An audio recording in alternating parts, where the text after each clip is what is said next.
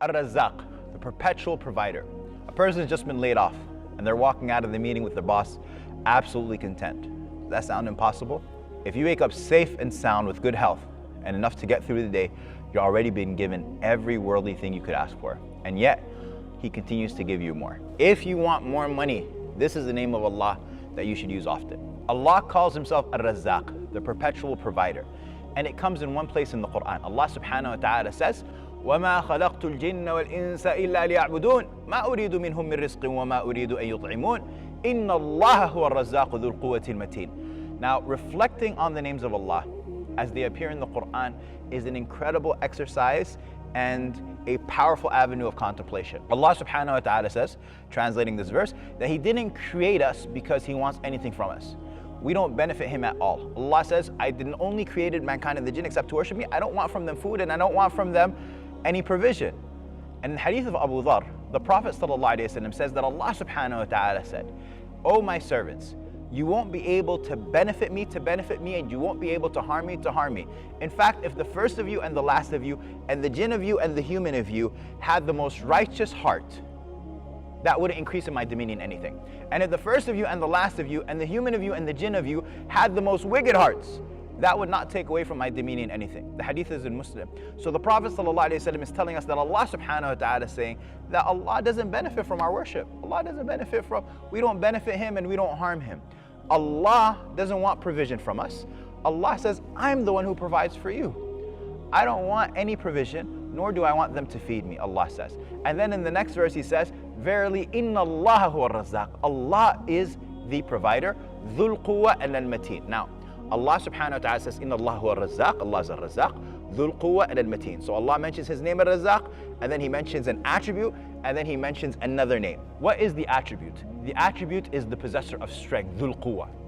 And what is the name? Al-mateen. And what does al-mateen mean? The firm, the solid, the unwavering, something that doesn't shake. That's called mateen. This right here is very, very, very shakeable. I can move it out of the frame immediately. But what's behind me is mateen. The pulpit is mateen. I can't shake that. It's solid. It doesn't break. It's unwavering. What is Allah subhanahu wa ta'ala communicating when He pairs His name, Ar-Razzaq, with the attribute of strength and Al-Mateen, the name? You see, anytime you and I are looking for a provider, we're always looking for two things. The first is strength, the strength of their ability to provide. And the second thing is their consistency. Your cell phone provider, your internet provider, what do they always advertise? The strength of their network and their consistency. When they're promoting that they have 5G coverage, their network is 5G, what are they saying? They're promoting the strength of their network. When they are promoting their upload speed or their download speed, they're promoting the strength of their provision. Allah subhanahu wa ta'ala says, Inna Allahu ar-Razzaq dhul quwwa. He can provide with strength. But there's another important ingredient. Let's say your cell phone provider can provide you with 5G, but the network is really spotty. You get 5G at home, but as soon as you leave your home, you can't get a signal. People don't like blazing fast speeds if you can't connect half the time. We don't like strong connection if it's not reliable, if it's not consistent. So Allah subhanahu wa ta'ala says about His provision, not only is He strong in His ability to provide, but He is mateen, He is unwavering, He is consistent. He can provide for you tomorrow like He provided for you yesterday. What else does Allah subhanahu wa ta'ala say about rizq? When you know that Allah is a razzaq, you make decisions based on Allah being your provider and no one else. I know a brother who's an entrepreneur and developed a fast-growing Instacart company, mashallah, delivering halal and ethnic food all over the country that he's in. And it became very successful, and it got to the point where he needed to scale. He needed to bring in investors, and those investors would be non-Muslim, the level that he was. And so he was very worried about a question that he was anticipating that he knew was gonna come. He's presenting to these non-Muslims, it's time for him to scale this business, this food delivery service, and he knew the question that was gonna come is, what about alcohol? What about pork? Obviously, the margins on alcohol are very high. And he spent a lot of time thinking about what he's gonna say. Is he gonna say no? What happens if he loses out on the investment? And he even thought about what options could he possibly do that might Islamically still be legit. Like, could I bring in a non-Muslim investor to handle the alcohol side and their share is the alcohol side? Like, what could he do?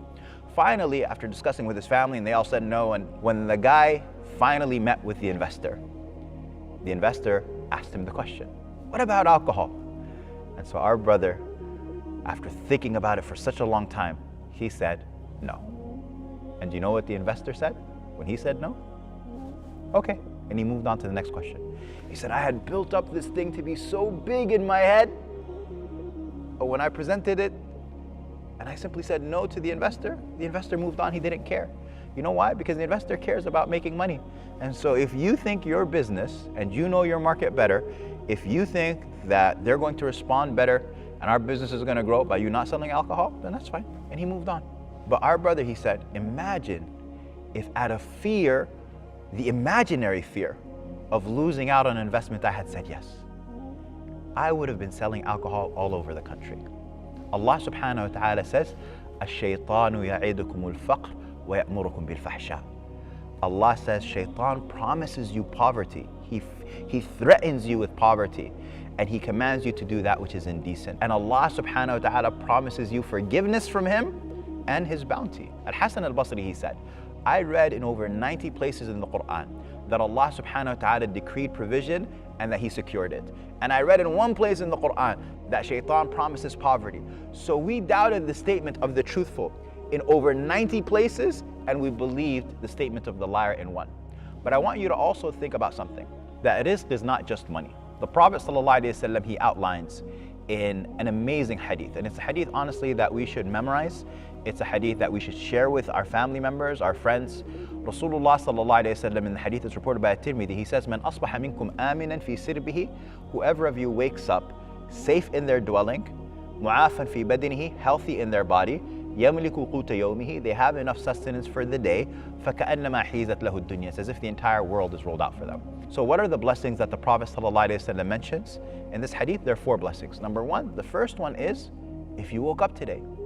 If you woke up today, there are billions of people in the graves who would trade places with you right away. It doesn't matter what your state is. Are you healthy? Are you sick? Are you broke? Do you have money? Do you have family? Are you alone?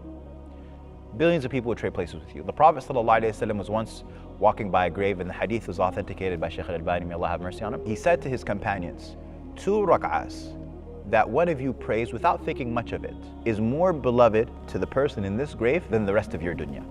Everything else that we spend our days and our nights seeking, he says 2 rak'ahs that you belittle, through which you're able to increase in your good deeds, is more beloved to the person of this grave. The opportunity to do one more act of goodness is more beloved to them than the entire dunya.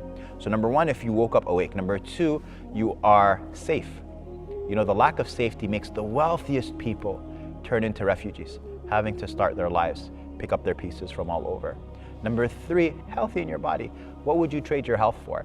And then number 4, if you just have enough sustenance for today, if you don't have enough for a summer vacation or a retirement in the future, but you just have enough for today because today is the only day that you've been promised, then it's as if you have the entire world rolled out for you in your pocket.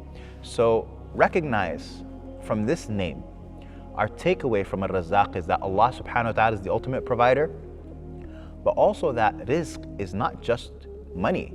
Rizq is way more than just what's in your bank account. Your family is rizq, your health is rizq, your personality is rizq, your friends are rizq, your disposition, your cheerfulness is rizq, and most importantly, your faith is rizq. So I want you to comment with just one rizq that you are happy for, that you are thankful for today. Let's inspire each other.